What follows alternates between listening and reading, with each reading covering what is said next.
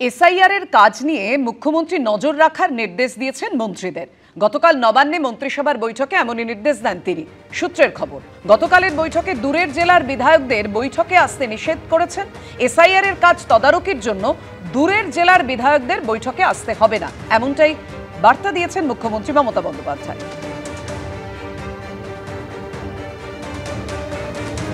গতকাল নবান্নে মন্ত্রিসভার বৈঠকে নির্দেশ দিয়েছেন মুখ্যমন্ত্রী মমতা বন্দ্যোপাধ্যায় এসআইআর কাজ নিয়ে মন্ত্রীদের নজর রাখতে। গতকালকের বৈঠকে দূরের জেলার বিধায়কদের বৈঠকে আসতে নিষেধ করেছেন তিনি।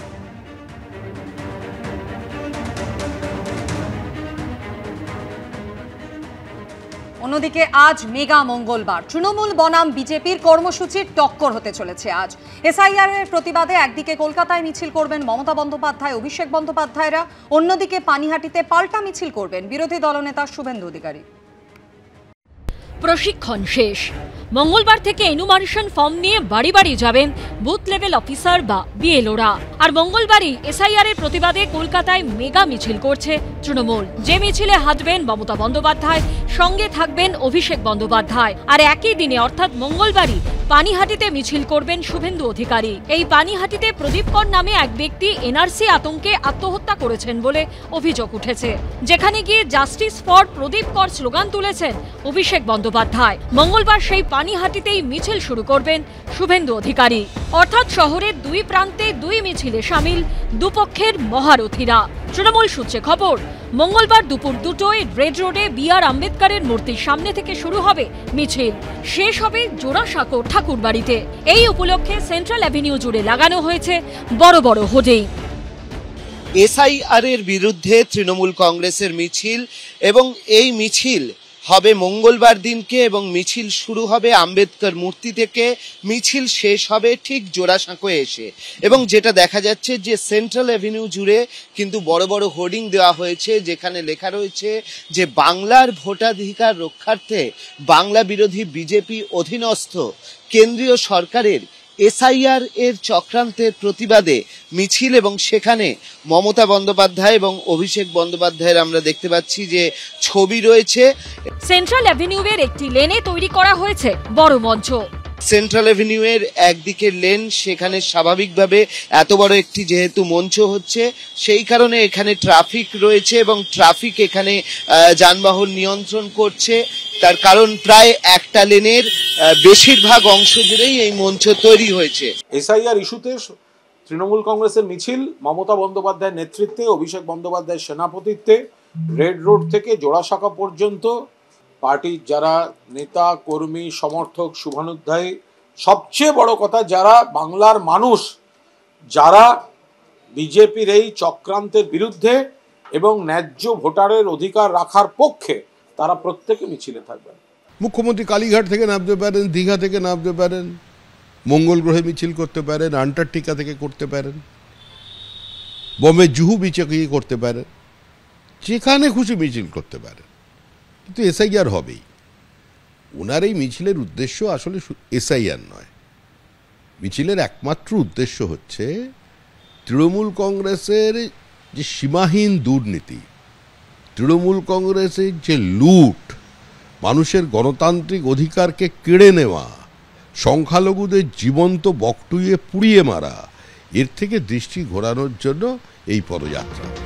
এসআইআর আবহে তৃণমূলের পাল্টা কর্মসূচি নিয়েছে বিজেপিও। মঙ্গলবার একদিকে যখন কলকাতায় মেগা মিছিল করবে তৃণমূল, তখন ওই দিনই পানিহাটিতে শুভেন্দু অধিকারীর নেতৃত্বে এই এসআইআর ইস্যুতেই মিছিল করবে বিজেপি।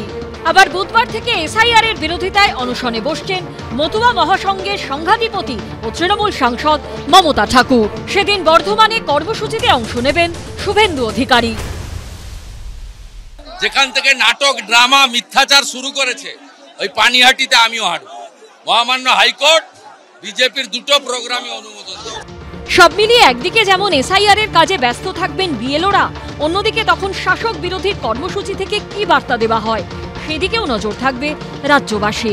অর্ণব মুখোপাধ্যায়, আশাবুল হোসেন ও উজ্জ্বল মুখোপাধ্যায়ের রিপোর্ট, এবিপি আনন্দ।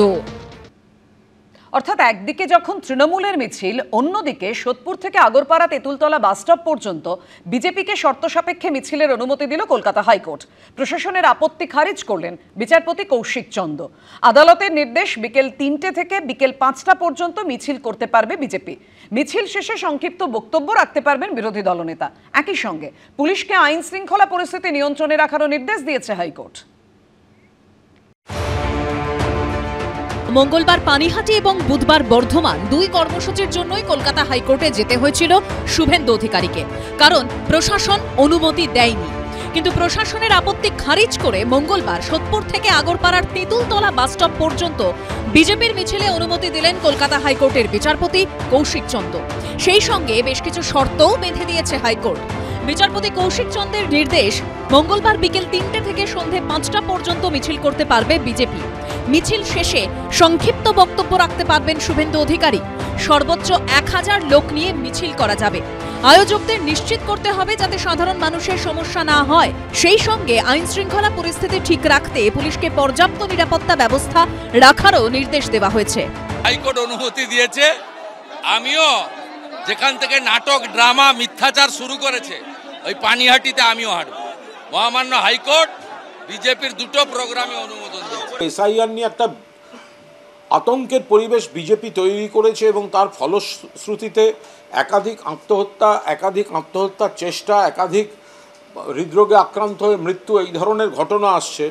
এখন তাতে মানুষ ক্ষিপ্ত, মানুষ বিরক্ত বিজেপির উপর। এর থেকে নজর ঘোরাতে বিজেপি নেতাদের এদিক ওদিক ছুটে বেড়াতে হচ্ছে।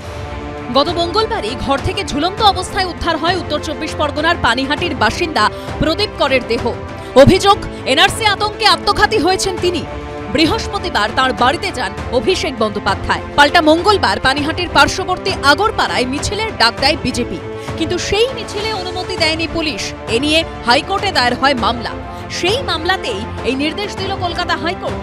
বুধবার পূর্ব বর্ধমানেও বিজেপির মিছিলে শর্ত সাপেক্ষে অনুমতি দিয়েছেন কলকাতা হাইকোর্টের বিচারপতি কৌশিক চন্দ। আদালতের নির্দেশ অনুযায়ী 5ই নভেম্বর দুপুর 2টো থেকে 6টা পর্যন্ত করা যাবে মিছিল। বড় নীলপুর মোড় থেকে কার্জন গেট পর্যন্ত দেওয়া হয়েছে মিছিলের অনুমতি। সর্বোচ্চ 8000 লোক নিয়ে মিছিলের অনুমতি দিয়েছেন বিচারপতি কৌশিক চন্দ। সৌভিক মজুমদার, উজ্জ্বল মুখোপাধ্যায় ও আশাবুল হোসেনের রিপোর্ট, এবিপি আনন্দ। তেলেঙ্গানায় ভয়াবহ দুর্ঘটনা। যাত্রী ভর্তি বাস ও সুরকি বোঝাই ট্রাকের মুখোমুখি সংঘর্ষে মৃত্যু হলো অন্তত 19 জনের, আহত আরও অনেকে। যদিও বেসরকারি মতে মৃতের সংখ্যা 20। মৃতদের পরিবারকে 7 লক্ষ টাকা করে আর্থিক সাহায্যের ঘোষণা করেছে তেলেঙ্গানা সরকার। 72 জন যাত্রী নিয়ে তান্ডুর থেকে হায়দ্রাবাদে যাচ্ছিল তেলেঙ্গানার সরকারি বাস। হায়দ্রাবাদ বিজাপুর হাইওয়ের মির্জাগুড়ায় দুর্ঘটনা ঘটে। বাসের যাত্রীদের অনেকেই সুরকির নিচে চাপা পড়েন। দুর্ঘটনায় মৃত্যু হয়েছে বাস ও ট্রাকের চালকের।